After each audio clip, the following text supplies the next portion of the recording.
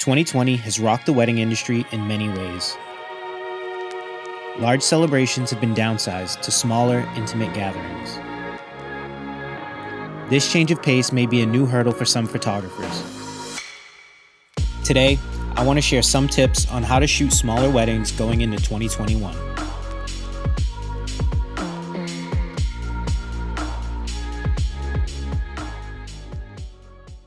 What's going on, guys? Welcome to today's video. If you're new to the channel and you enjoy content about photography and videography, make sure to leave a like and subscribe to stay up to date as I'm putting out content each and every week.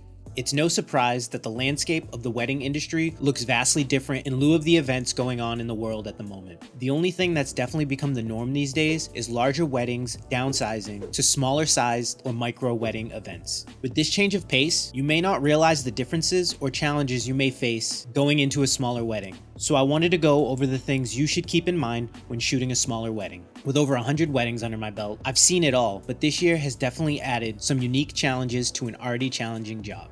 When you get into the rhythm of doing things a certain way, it's going to take a little bit of time and brainstorming to overcome a new set of problems. When I took on my first smaller wedding of 2020, there were 5 things that came to mind when putting together a game plan to tackle these smaller weddings.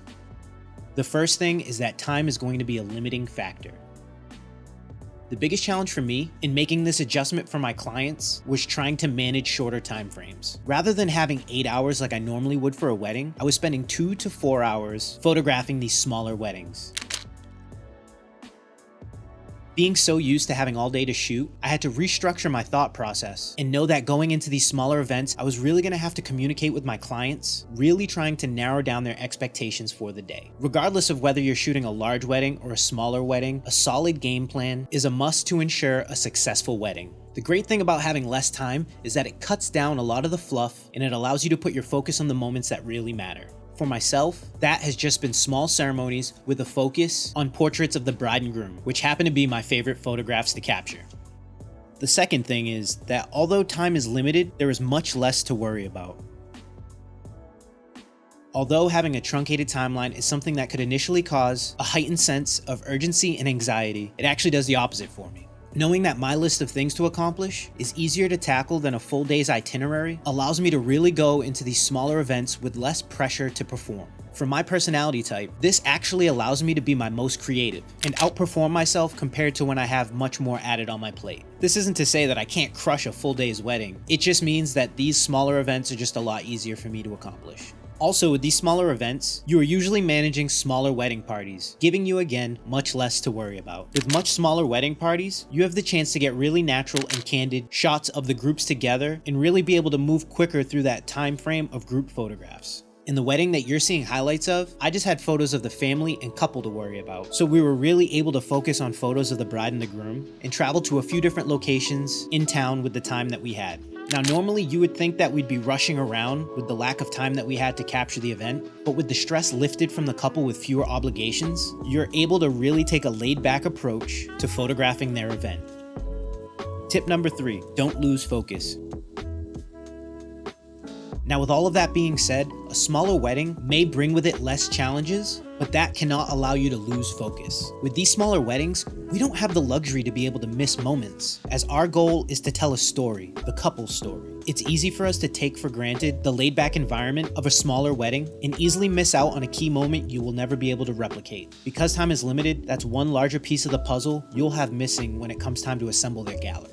Focus on your plan and execute, making sure to have fun and making sure that your couple has amazing memories to look back at for years to come. Focus is a huge part of our jobs as wedding photographers, and regardless of how long or short a wedding day is, it is important that you continue to refine and sharpen this aspect of your approach.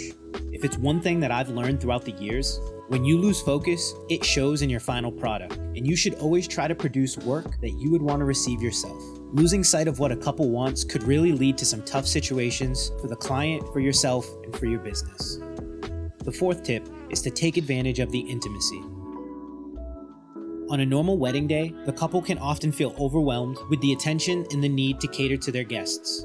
I can't tell you how many times I see a bride and groom having to worry about saying hello to family members without them feeling left out, or obligated to thank everyone for coming before they actually get to go out and take their own photographs. This can be extremely taxing on them, and it becomes evident in the photos. With these smaller events, they really only have a handful of people in attendance and don't have all the distractions from them and their special day. So I urge you, take advantage of their intimacy and capture that in their photographs. My biggest philosophy in capturing natural and candid photographs is to remove stress from my couple's special day as much as possible. With that said, these smaller events do that for me and really help in creating moments of deep intimacy.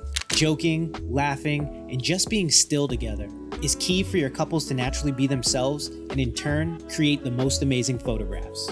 With these smaller and more intimate gatherings, you should have no problem finding and genuinely creating moments they'll look back on for the rest of their life.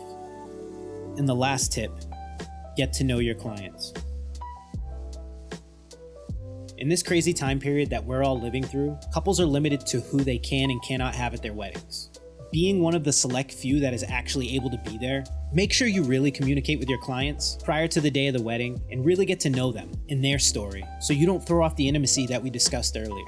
To put on a wedding during a time period where it's really difficult to hold any kind of event puts more pressure on our clients than we may realize. So make sure you get to know your clients and the things they like and don't like. Those few things will go a long way in making a lasting impression on them.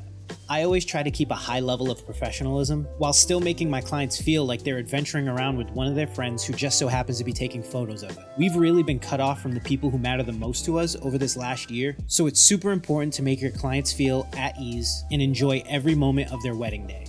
Now that we've gone over those tips, I'd like to give you an overview of the wedding that you've seen throughout this video to give you a real-world example of what it's like to shoot one of these smaller weddings.